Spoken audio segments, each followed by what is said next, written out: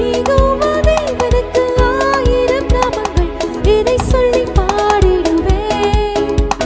என் கர்த்தாவே கர்த்தர் செய்த நன்மைகள் 1000, கரந்தட்டி பாடிடுவேன். யெகோவா ஷலோம்,